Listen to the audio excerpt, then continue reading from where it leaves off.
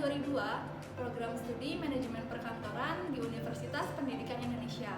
Berikut ini adalah video PPL aksi keempat saya. Selamat menyaksikan. Assalamualaikum warahmatullahi wabarakatuh. Waalaikumsalam warahmatullahi wabarakatuh. Baik, bagaimana kabarnya kalian hari ini? Alhamdulillah. Baik, oke. Sekarang itu udah jam 11, berarti jam merawan ya? Ya. Jam merawan antara kalian habis beres istirahat dan mau menjelang siang. Ya, jadi harus difokuskan terlebih dahulu. Nah, sebelum kita fokuskan, coba Ibu lihat di atas mejanya apakah ada kertas.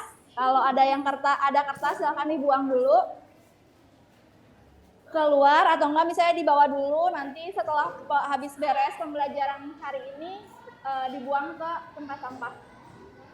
Ya, di atas meja udah nggak ada makanan kan? Adanya minuman nggak apa-apa lah. Terus bajunya tolong disiapkan. Udah siap ya?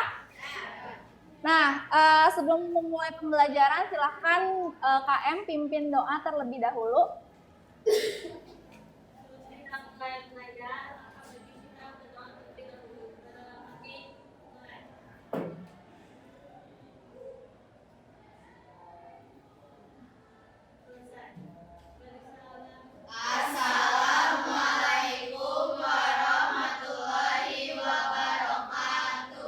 Waalaikumsalam warahmatullahi wabarakatuh. Ibu absen terlebih dahulu ya.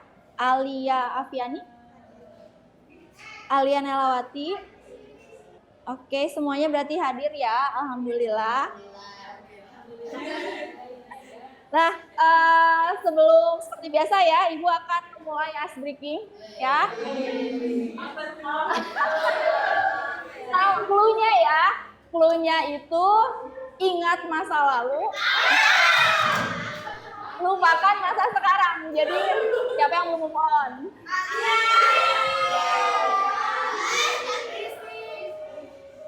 Nah, kayaknya kalau untuk yang belum move on kayaknya paling cepet ya. Jadi clue-nya itu ingat masa lalu, lupakan masa sekarang ya. Kalau ini 2, maka ini 5. Maka ini 3. Maka ini 4. Sebelum mulai masuk ke materi baru, Ibu mau mereview materi sebelumnya.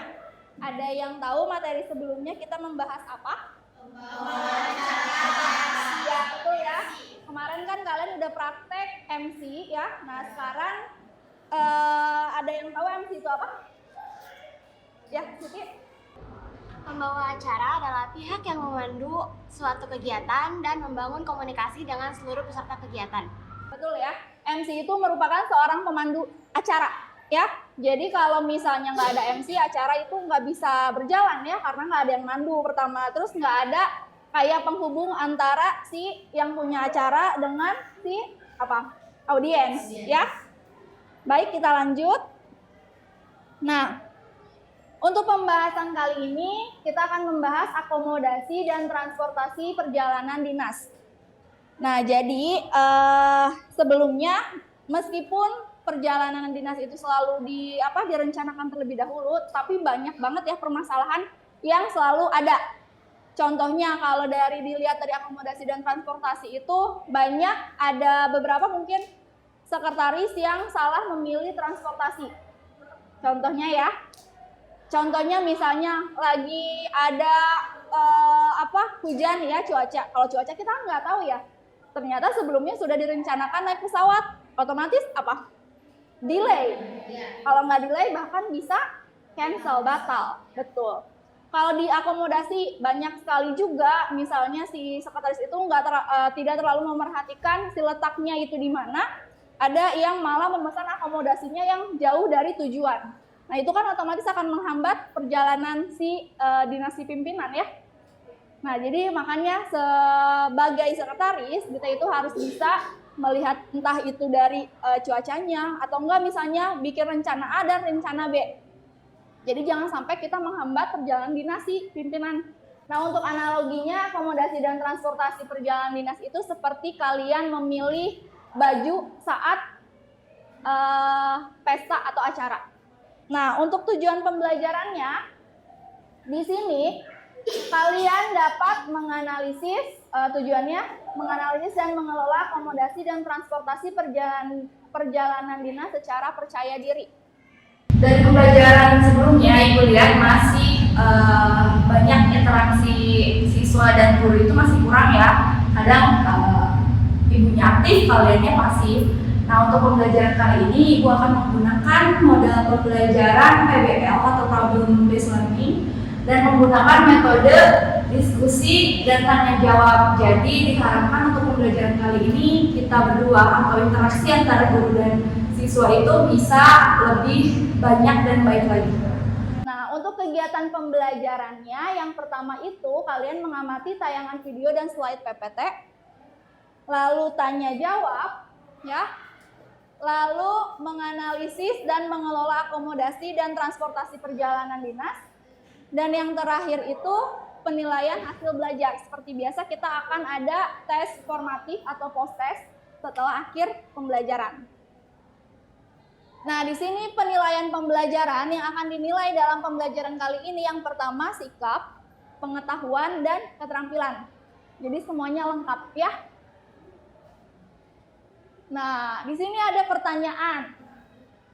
Jika Anda bekerja di suatu kantor dan pimpinan Anda akan melakukan perjalanan dinas, apakah perlu seorang sekretaris mengatur perjalanan dinas? Ya, siapa? Verina?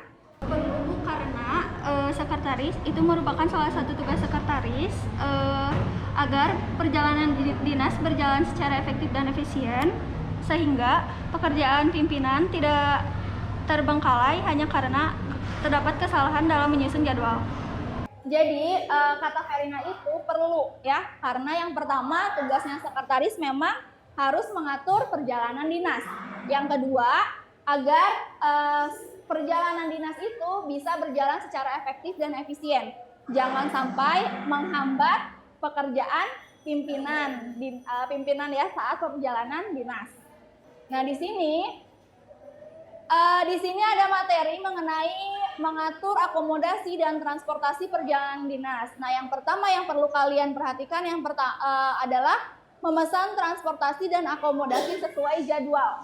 Lalu yang kedua, menentukan jangka waktu perjalanan. Nah, lalu yang ketiga, mengkonfirmasi ketersediaan transportasi dan akomodasi. Lalu yang keempat, memahami ketentuan pembatalan dan perubahan. Lalu yang kelima itu menghubungi agen perjalanan. Nah, lalu di sini ada barcode. Barcode di sini boleh kalian scan. Ini untuk materi yang Ibu jelaskan. Nah, lalu ini ada video. Silakan kalian perhatikan dulu.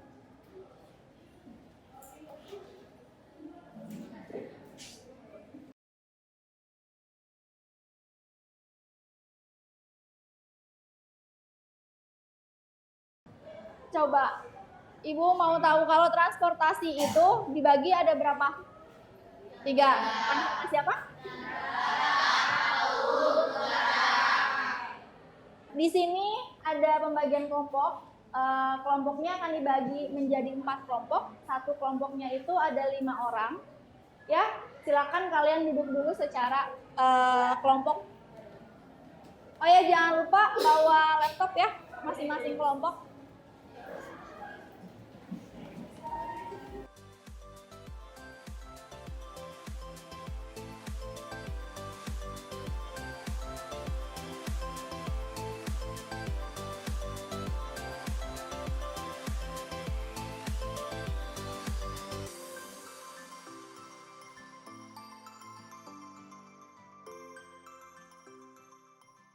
Jadi di dalam LKPD itu ada 3 perintah ya. Yang pertama itu analisis video 1 dan video 2. Ya, itu di sana ada barcode-nya. Lalu yang kedua itu adalah pertanyaan hal-hal yang perlu diperhatikan dalam persiapan akomodasi dan transportasi pada perjalanan dinas yang Ibu jelaskan tadi. Nah, lalu yang terakhir, simulasikan tata cara mengelola akomodasi dan transportasi. Nah, karena transportasi dan akomodasi itu kan ada 2 jenis ya. Jadi nanti setiap kelompoknya pilih salah satu. Karena di sini ada 4, jadi yang 2 kelompok itu memesan tiket tiket akomodasi, lalu yang 2-nya lagi tiket transportasi. Seperti itu ya. Kegiatannya yang pertama siswa sudah membentuk ya, sudah Ibu bentuk kelompok. Lalu siswa mempersiapkan alat dan bahan. Yang ketiga, siswa secara berkelompok menganalisis soal dan simulasikan cara mengatur akomodasi atau transportasi perjalanan dinas. Lalu yang keempat, setelah selesai, siswa mengumpulkan hasil pekerjaan di Google Drive masing-masing. Yang kelima, siswa diwajibkan untuk share link seperti biasa ya. Dan nomor 6, presentasikan hasil LKPD. Jadi kalian presentasikan baik itu simulasinya, baik itu soal yang ada di dalam LKPD ini. Nah, untuk jadwalnya, penyelesaian soalnya itu 20 menit.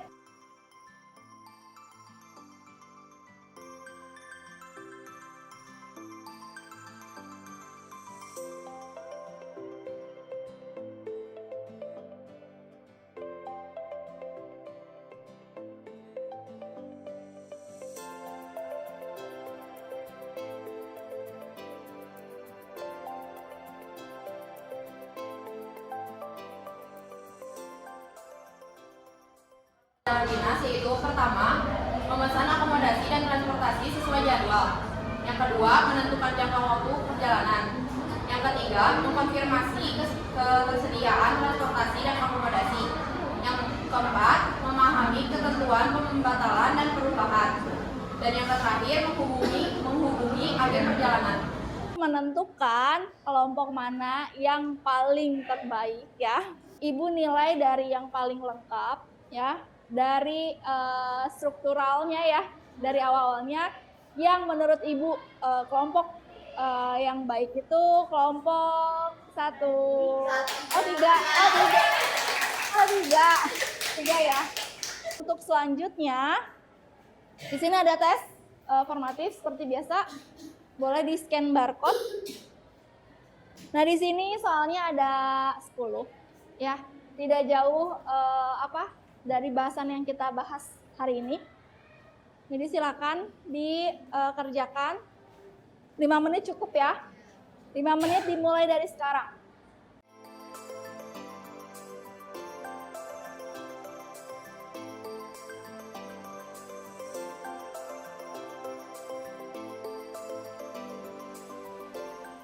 Berarti untuk tes formatif yang skor tertinggi itu Mega sama Tiara ya.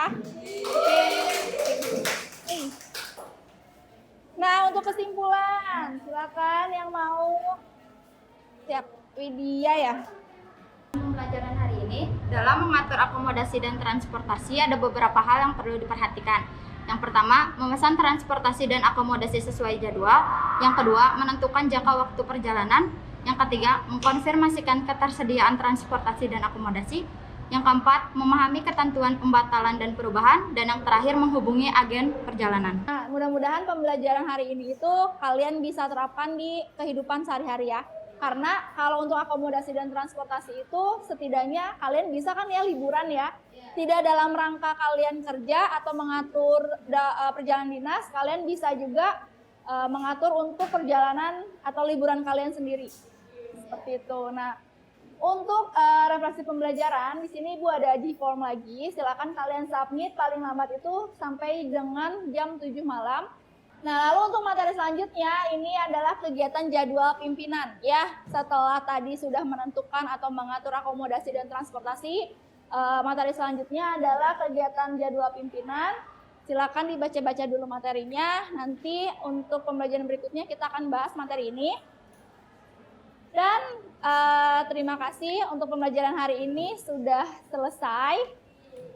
Ya, untuk menutup pembelajaran kali ini silakan KM pimpin doa terlebih dahulu.